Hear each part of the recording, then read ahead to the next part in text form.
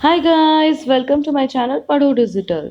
Guys, एक बार फिर हाजिर हूँ मैं इकोनॉमिक्स का पार्ट फोर्थ लेकर, जो कि है घटना चक्र की जीके बुक से।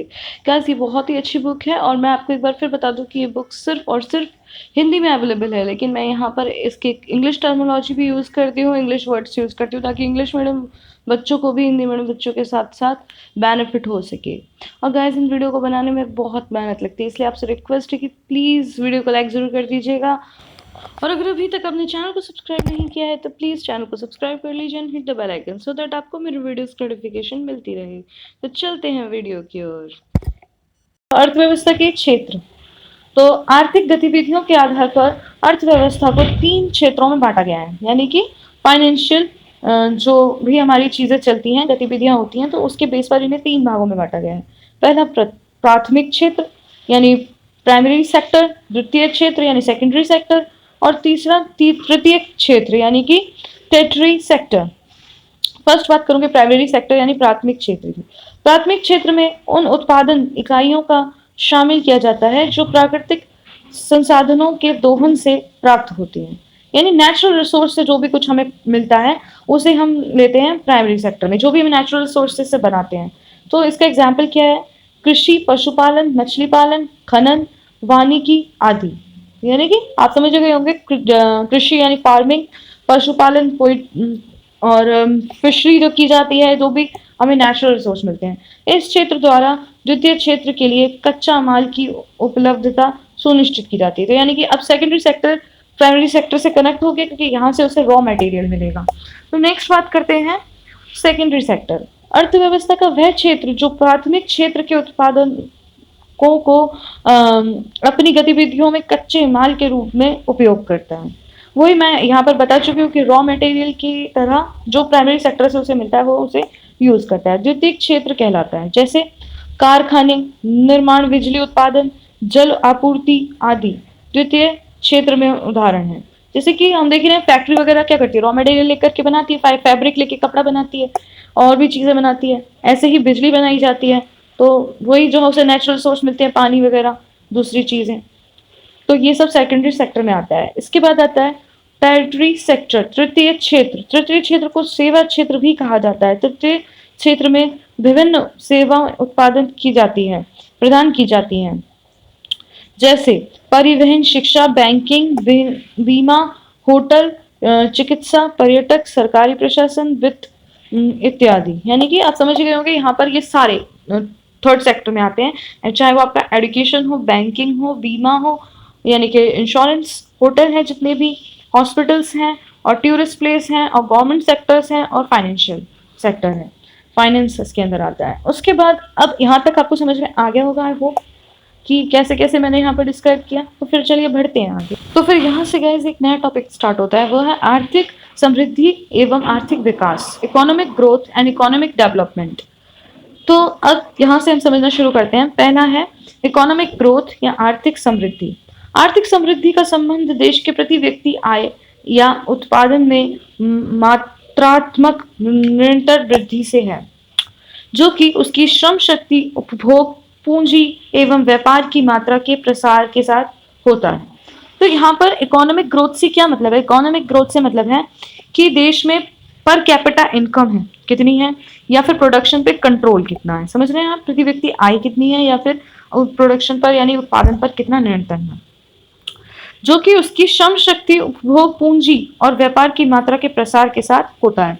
तो ये कैसे निश्चित किया जाता है, कैसे डिसाइड करते हैं कि श्रम शक्ति कितनी है, मैन पावर कितनी है कंट्री के पास, प्रोडक्शन करते हैं तो उसे कंजर्व करने वाले कितने हैं, पूंजी यानी धन कितना है, वेल्थ कितनी है कंट्री में, व्यापार की मात्रा यानी बिजनेस कितना फैला हुआ है। यदि सकल राष्ट्रीय उत्पादन यानी कि ग्रॉस नेशनल प्रोडक्शन, सकल घरेलू उत्पादन यानी ग्रॉस डोमेस्टिक प्रोडक्शन तथा प्रति व्यक्ति आय यानी पर कैपिटा इनकम में वृद्धि हो रही हो तो उसे आर्थिक समृद्धि कहते हैं। अगर सभी में डेवलपमेंट हो रहा है, सभी ग्रोथ कर रहे हैं, सारे सेक्टर जो मैंने अभी यहाँ पर नाम लिए हैं, तो वो सभी अगर ग्रो कर रहे हैं तो कंट्री ग्रो कर रहा है, यानी कि वो पूरी तरह समृद्ध है, इकोनॉमिक ग्रोथ उसकी अच्छी है। उसके बाद अगले पॉइंट पर आते हैं, इकोनॉमिक डेवलपमेंट। इकोनॉमिक डेवलपमेंट यानी आर्थिक विकास क्या होता है? आर्थिक विकास की अवधारणा आर्थिक समृद्धि की अवधारणा से अधिक व्यापक है। यानी कि आर्थिक विकास, इकोनॉमिक डेवलपमेंट जो है वो इकोनॉमिक ग्रोथ से भी बड़ा है। आर्थिक समृद्धि वस्तुनिष्ठ होती है, जबकि आर्थिक विकास व्यक्तिनिष्ठ होती है।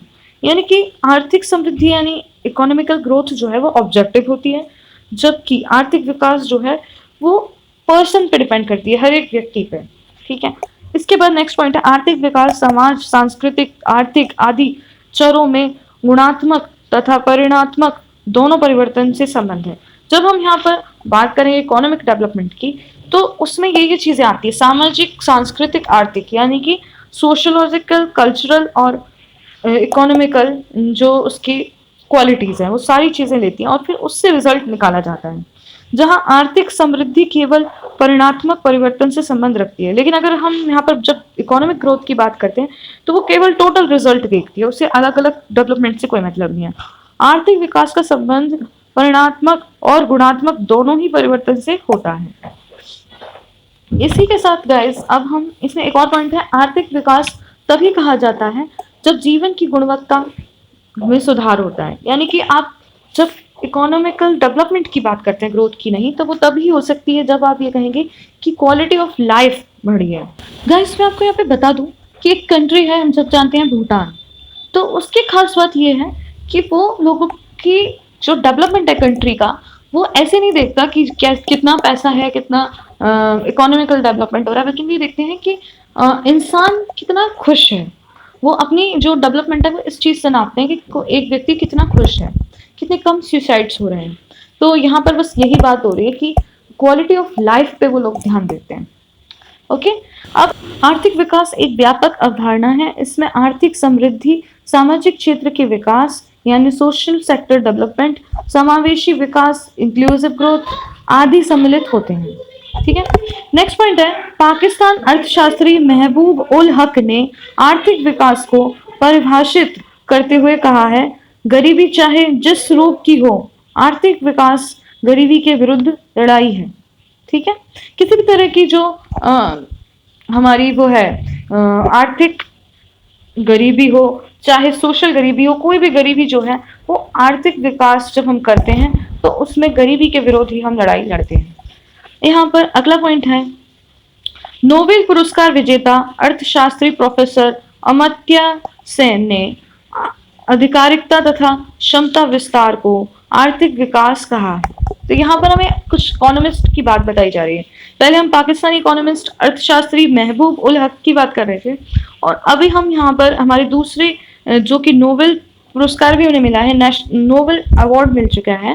नोबेल अवार्ड वाले जो हमारे अर्थशास्त्री हैं उनका नाम है प्रोफेसर अमर्त्य सेन ने अधिकारिकता एवं क्षमता विस्तार को आर्थिक विकास कहा है।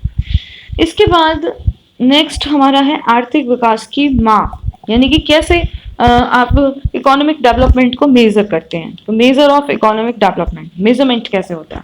लेकिन इससे पहले कि हम आगे बढ़े, यहाँ पर एक क्वेश्चन है, वर्ष 1998 में प्रोफेसर अमर्त्य सेन को किस विषय में नोबेल पुरस्कार प्रदान किया गया है।